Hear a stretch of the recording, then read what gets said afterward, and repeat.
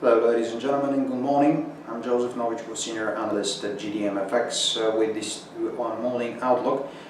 Starting with the Australian dollar, it falls below its 200-day moving average for the first time in 5 months. This was after a private report showed consumer confidence worsened in the country.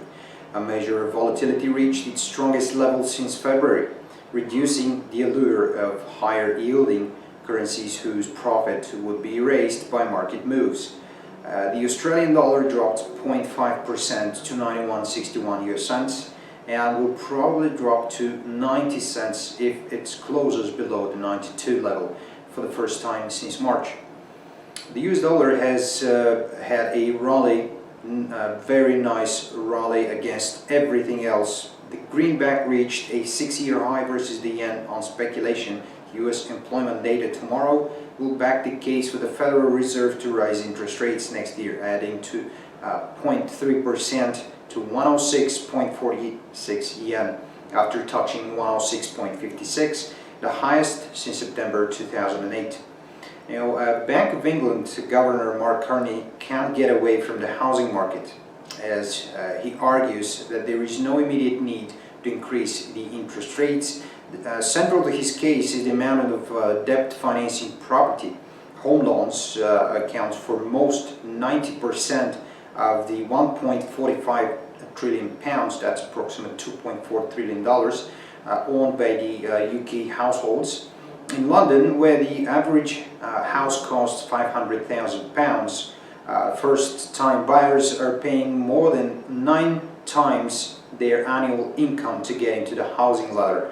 Now the pound, it's slightly higher today versus the US dollar at 1.6134 after falling to 1.6065 yesterday in the trading session. The euro is unchanged versus the dollar at 1.2930.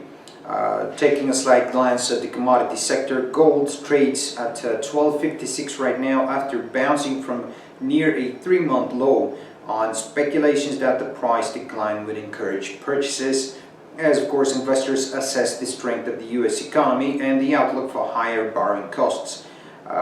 In yesterday's trading session, the metal fell down to 12.47 per ounce. West Texas Intermediate traded near the lowest price in almost 8 months before the government data today might show the stockpiles are strengthening the fuel demand in US. Oil prices are poised to drop next year as US crude production reaches 45-year high.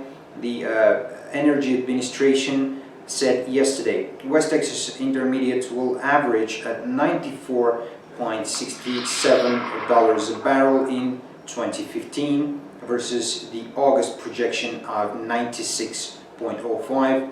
Right now the price is 92.62 per barrel. That was all for me. Thanks for watching. Keep an eye on the economic calendar. Today is also important fundamental data. Thanks a lot. Bye-bye.